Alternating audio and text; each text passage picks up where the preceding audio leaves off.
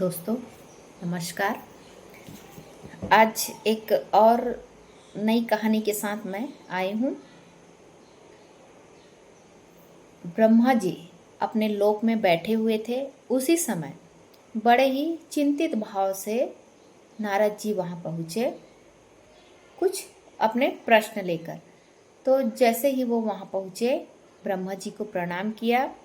ब्रह्मा जी अपने पुत्र को देखकर बहुत खुश हुए और उनसे आने का कारण पूछा। आओ पुत्र, और बताओ। तो जैसे ही उन्होंने प्रणाम किया, फिर कहा, ब्रह्मा जी बोलते हैं कि तुम्हारे चेहरे से ऐसा लगता है जैसे तुम कुछ प्रश्न लेके आए हो या कुछ चिंता में हो। तो उनसे कारण पूछा। तो उन्होंने, नारद जी ने कहा कि हाँ पिताजी, मुझे एक प्रश्न का जवाब चाहिए। तो ब्रह्मा जी कहते हैं ठीक है, बताओ वो प्रश्न क्या है।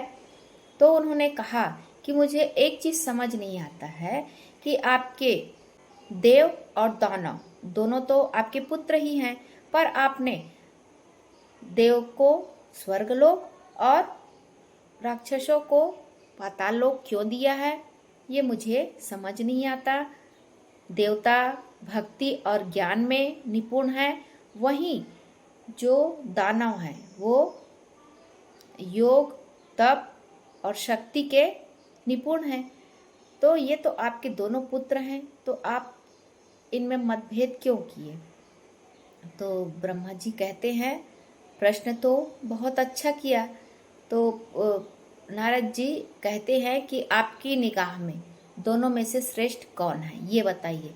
तो ब्रह्मा जी कहते हैं कि देव और दानव ये तो मेरे ही अंश है, मेरे ही पुत्र हैं। तो मैं दोनों पुत्रों में किसी को अच्छा और किसी को बुरा कैसे कह सकता हूँ। तो इसका जवाब तो मैं नहीं दूंगा, ये मैं करके दिखाऊंगा। तो कहते हैं ठीक है, आप इसको प्रमाणित कैसे करेंगे कि देव जो है वो स्वर्ग पाने के लायक है और दानव है वो पाताल लोक के लायक है। ब्रह्मा जी ने विचार किया और नारद जी को कहा, इसका प्रमाण मैं तुम्हें कल देता हूँ। तो इसके लिए क्या किया जाए। तो दूसरे दिन ब्रह्मा जी ने भोजन के लिए देव और दानव दोनों को आमंत्रित किया। जैसे ही उन्होंने आमंत्रित किया तो सबसे पहले दानव वहाँ पहुँचे। तो दानव जब पहुँचे तो उन्होंने ब्रह्मा जी से आग्रह किया कि हम पहले यहाँ पर पहुँचे हैं, तो भोजन के हकदार हम पहले हैं, हम पहले खाना खाएंगे। तो ब्रह्मा जी तैयार हो गए, ठीक है आप पहले आए हैं, आपको भोजन पहले मिलेगा, देवताओं को बाद में मिलेगा। राक्षसों को, दानवों को भोजन दिया गया, उनके सामने भोजन की थाली रखी गई। फिर कहा गया ठीक है ना, आप शुरू कर सकते, लेकिन एक शर्त है। शर्त ये है कि आपके दोनों हाथों को कोहनी से, यहाँ से कोहनी से लगाते हुए ऐसे डंडा बांधा जाएगा कि आपका हाथ कोहनी मुड़ना नहीं चाहिए। तो दानव तैयार हो गए, ठीक है हम ऐसा ही करते हैं। दोनों हाथों को बांधा गया, फिर उनसे खाने को बोला गया। तो जैसे ही वो खाना शुरू करते हैं तो कोहनी है वो तो मोड़ नहीं पा रहे थे, अब खाना कैसे खाए। कोई था वो मुँह थाली में मुंह लगा के खाता था, तो कोई उछाल उछाल के खाने की कोशिश करता था। इसी चक्कर में सारा खाना इधर उधर बिखर गया। इसके बाद बारी आती है देवताओं की।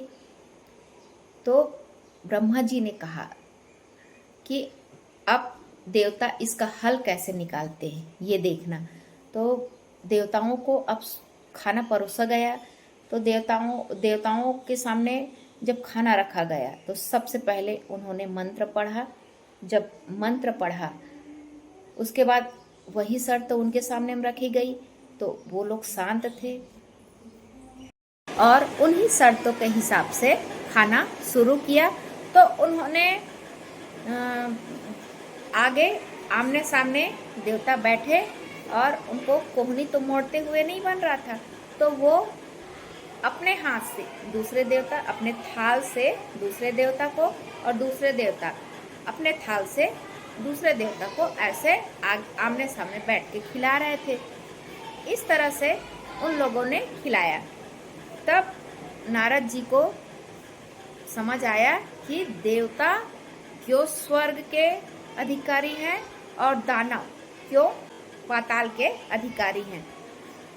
तो यहाँ पर जब दानवों ने देखा तब उनको समझ आया कि हमारे पास शक्ति तो है लेकिन बुद्धि नहीं है।